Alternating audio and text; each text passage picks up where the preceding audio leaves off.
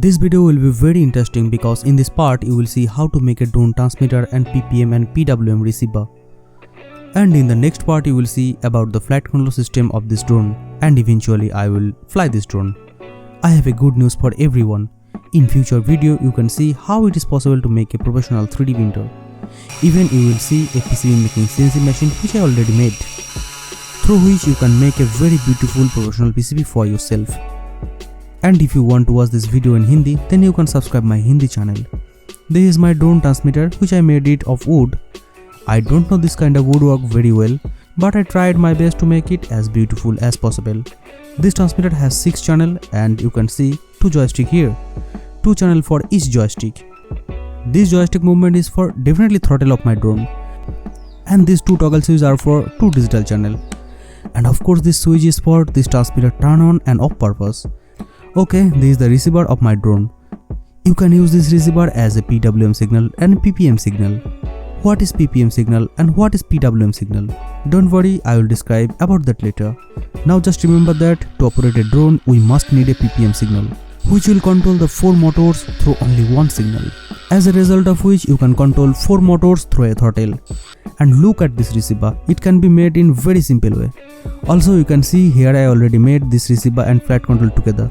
You can learn more about this flight control system in the next video.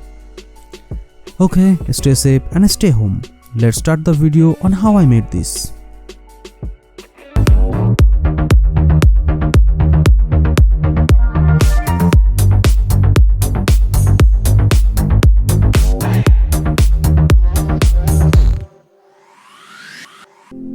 This video has been sponsored by GLC PCB. This company make prototype PCB with new generation technology.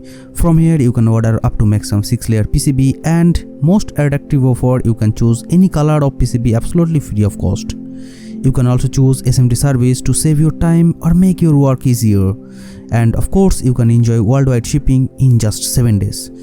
All those fun offer you can enjoy for just $2. I must say, for additional information you can visit their website.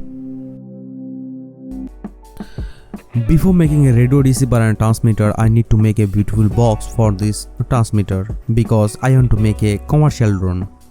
I need some wood here which are 5 mm thickness. I must make a measurement before cutting. Then I will cut this wood in such a way that one fits the other very nicely. And then I use a sharp knife to cut this wood into it. Be careful when you cutting because it is very sharp. Exactly the same shape, I will make the right wood that can be attached to each other very nicely without any nails. Now look, it looks a little bit remote, doesn't it? Now we need upper and lower lids. For that I will use this type of wood. Then I mark on the wood so that I could cut from there in the right way. In the same way I cut 4 pieces of wood. Then I place the drone structure on these 4 pieces of wood to measure them accurately. Then I put the wood in the same way for the top lid.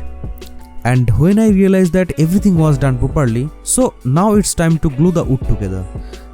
Then I attach one wood to another with the help of glue. After then I will glue the structure of the remote very skillfully. Next I glue the bottom lid because I can attach the wooden structure to the top of this bottom lid. The next morning I saw that it was very nicely stuck with each other. And the next task is very difficult. I will cut this excess wood with this saw. And it has to be cut very carefully because if you cut the inside it will be useless. It looks a little bit remote when the extra wood is cut, but it's still not nice, not smooth yet. Look, there are still some pieces of wood sticking out of the structure. To make it more beautiful, I have to rub it with a sandpaper. It took me about 2 hours to rub it. It looks really beautiful after rubbing, am I right? And you can see there are no corners out there. It turned out exactly as I had hoped. And look, there is the top cover that fit in nicely with the structure below. And I have to try to design something on the top cover of it, but it doesn't look as good as I think. To make front look more beautiful, I decided to use fiberglass on top, and I made this fiberglass in the same shape of front lid. Then temporarily I mount the component on the top lid and measured them correctly. And to fit each component properly, I fastened the fiberglass with nut bolt and make hole where needed. Be very careful when you're drilling, as a little carelessness can break your fiberglass. The biggest challenge here is to make properly hole for joystick, and to get it right, so I took the help of a file, guys, which was really hard work. After then I used two-side tape on the naked wooden space because I want to use different color of paper here. You can use any color paper, but I decided to use red color. All the electronics equipment you need to make this radio transmitter are nRF24 transceiver, atmega 328p, boost converter and a buck converter, lithium battery charging module, and two good quality joystick. I made this circuit according to this diagram. See, here I used a boost and buck converter. I used boost converter to boost 5V because I used 3.7V LiPo battery here. And I also used the buck converter because the nRF24 transceiver must have stable 3.3V.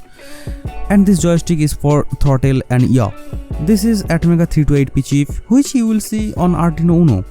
You can call it the brain of this radio transmitter. And this joystick on the right is for roll and pitch. And you can see here is a female socket. This is for programming this IC. Okay guys, this is very easy to make. The diagram and code you will get in the description box, just like you always get. Next I attached each material to exactly where it needed to be mounted using nut bolts. Then I need a battery charging module to charge the LiPo battery. This board has two LEDs. One is battery charging and the next is full charge.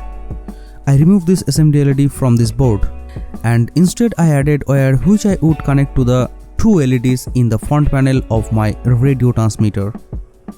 I will then add a switch to turn the radio transmitter on and off.